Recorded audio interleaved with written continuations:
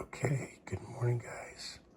This is Nick-Ellaneous ASMR coming to you again with another cooking opportunity and a trick that will help you fix a quick quiche breakfast in the crock pot, but in a quicker time that you think. So let's get started.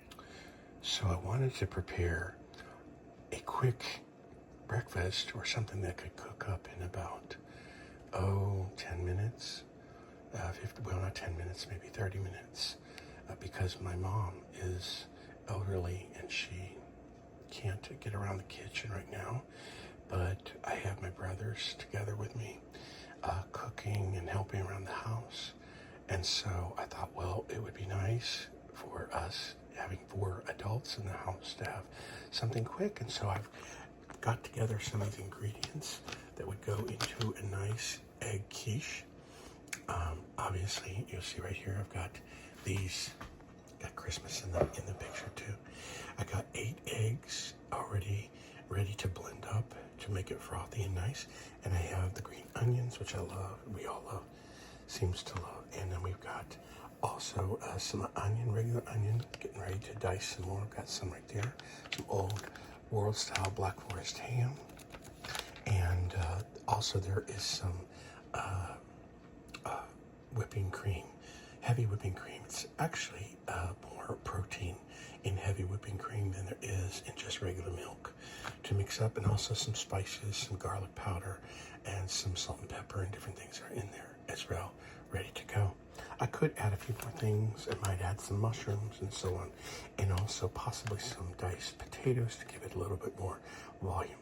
One other thing that's right here in our gourmet air fryer is that we like to air fry the proteins. So what we've got right here are some linked sausages. I think these are pork, but you can do turkey or whatever you like. And I cook them up just to give them a little bit more cooked smoke flavor to add to the eggs. And what I usually do is I dice them up. You can do it with a knife or you can do it with scissors. I find kitchen scissors are a lot faster, so that's also something that you can do. Be careful when you air fry with these little baskets because they can burn sometimes if there's not enough weight inside the chamber or on the basket.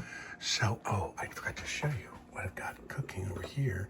It's more than cooking. It's a wonderful, I saw a recipe on YouTube or Facebook that is for, and I have my little crock pot here, for a potpourri. It's a mixture of orange. I had tangerines, so I used them instead. And then it's got some apple and some other spices. I can put the link in the description for you for the video that I used. There's a few videos that do it and can show you how to make this really wonderful potpourri. They asked for cinnamon sticks, but all I had was cinnamon that was already ground. So that kind of freshens up things for the holidays. So that's good. Let's go up here to the microwave, because one of the things about trying to do a shortcut is that, as you may know or may not know, the crock pot or the slow cooker does take, even with a high setting, it takes quite a while to get that to cook up quickly, or at least within a half hour or an hour. So I'm going to have to cheat just a little bit and put everything in the microwave just to kind of give it some volume. And if you notice with eggs, when you cook them in the microwave, they do fluff up pretty fast. Okay, so my brothers have gone out to go walking and to get some things from the grocery store. So I'm taking advantage of the time to go ahead and chop up some more items to put into our quick and easier crock pot shortcut quick quiche. Our easy tips to making a quick quiche that doesn't take for hours and hours in the slow cooker. It's much nicer when you have that kind of time. But let's also get out a pair of scissors. We're gonna get some kitchen shears. Let me get those in just a moment. I'll be right back. So one of the things that's really handy to have is right here to cut up all those sausages. I also use it to cut up the green onions, so it's very easy to do. And with these kinds of white onions, it's kind of hard to do that with the shears. But I'm going to just dice these up. And, I like to dice sometimes in the in a food processor, but they sometimes get really messy if you do it too much. I don't know, it's just sometimes just as fast, or just kind of a therapeutic thing to do to actually cook and cut. There's knife cutting skills that are involved in cooking. I've watched a lot of videos, a lot of chefs, and I don't see too many of them. Well, some of them. I in a garden might use her food processor for certain things, but for chopping up vegetables, I don't know.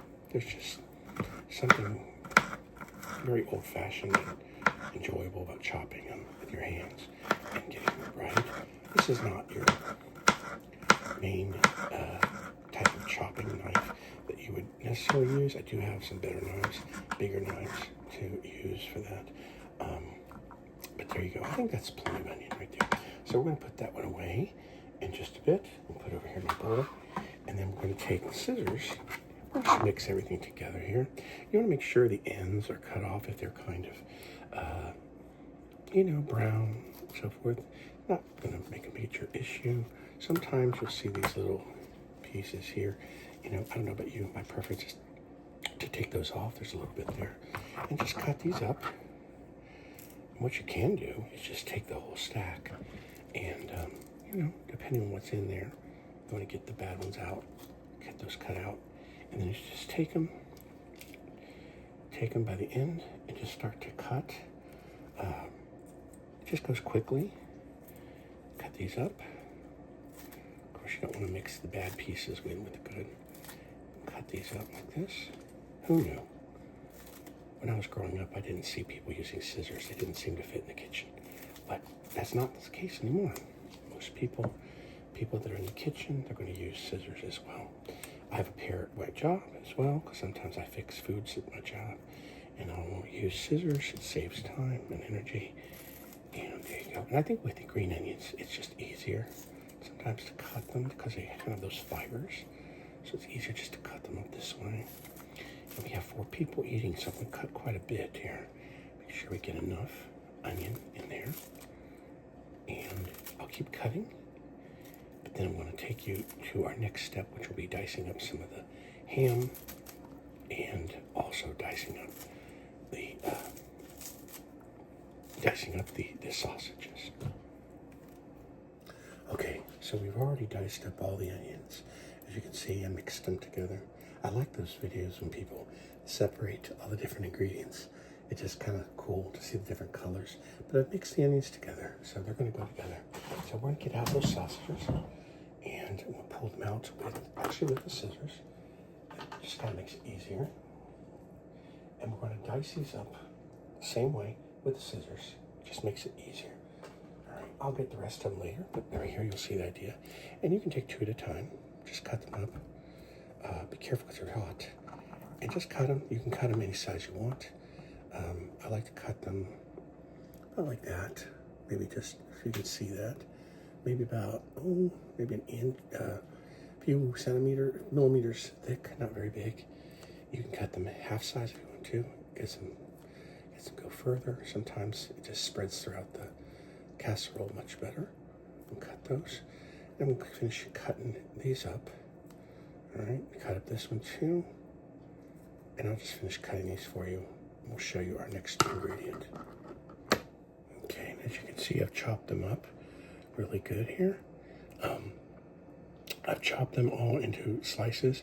One of the things you could do is buy the packages of already diced up crumbles of sausage. You can also get the vegan kind that are a replacement, and just chop them up that way, have them already chopped up. But I'm going to take a knife right now, and I'm going to actually chop these up into either halves or quarters to make the sausage go throughout the entire casserole a little bit better. Okay, so now the sausage, as you can see, is all chopped up and diced up. Again, you can buy the crumbles if you choose, and the onions are diced up too. One thing I don't have right now, but you can add to this kind of a casserole, is peppers.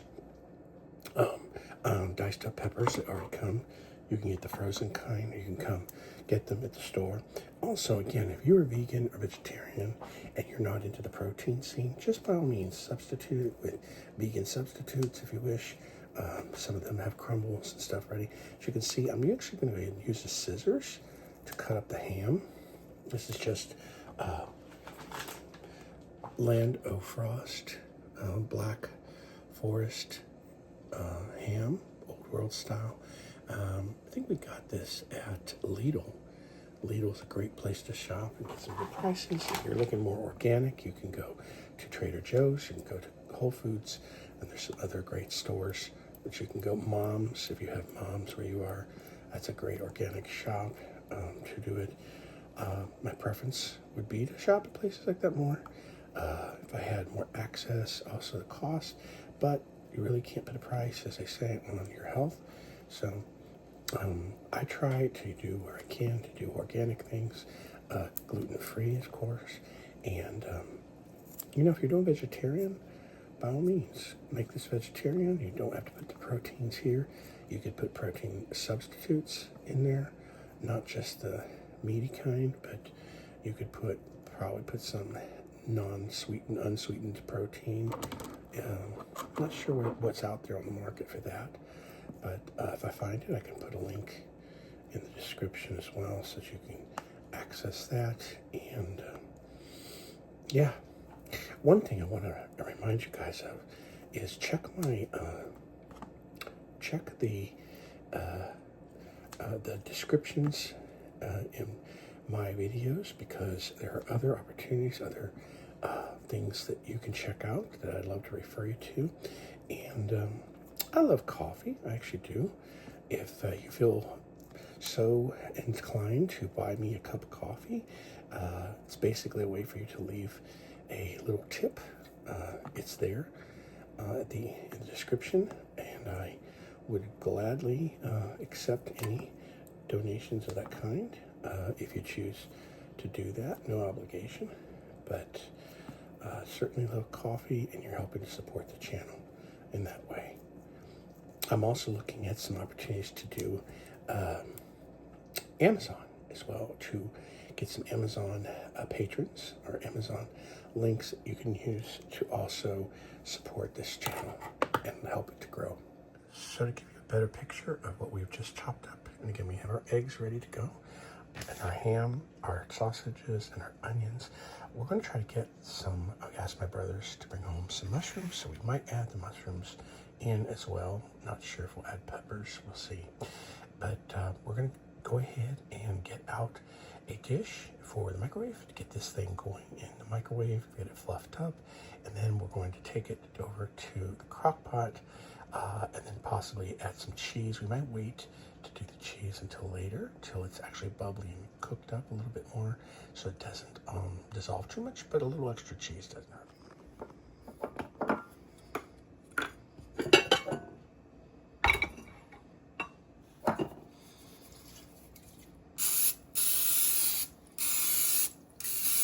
Just to keep the egg casserole from sticking too much. Sorry about that.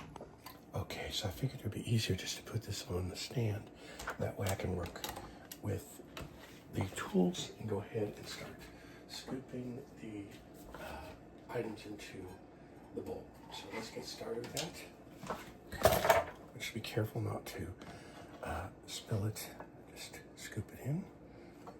All that goodness inside the bowl. And we're going to stir it around a little bit, kind of incorporate the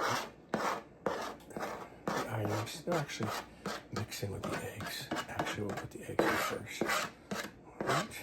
And before we actually do put the eggs in, we're going to actually blend them. But since that's not a soothing sound, you know what we might do? We might add some cheese. Go ahead and do that. So let's put the cheese. We'll put some more on at the end as well. Put some of that great cheese in there. My brothers are still not back.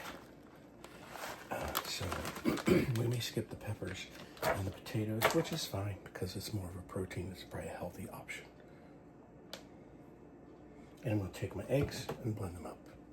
All right, so you can enjoy the sound of the pop of the lid. Here's the eggs, nice and blended, as you can see. See the froth. Okay, it's very milky looking. There's the froth of the egg. We're going to pour that all over top of that goodness right now. All around. There we go. Okay. All right. We're going to take a spoon. We're going to stir all that together and incorporate every part of those ingredients into the casserole. All right. Okay. Like I said, we're going to actually microwave this just to give it some thickness. We're going to play around a little bit with the microwave. I'm going to put this in there since there are 8 eggs. It usually takes about 2 minutes to do, 2 or 3 minutes to do 2 eggs. So we're going to take this and we're going to do about 5 minutes at a time on full power, and then see what comes out.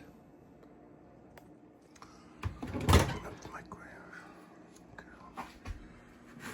Take this out. Dish. Be very careful. Use both hands.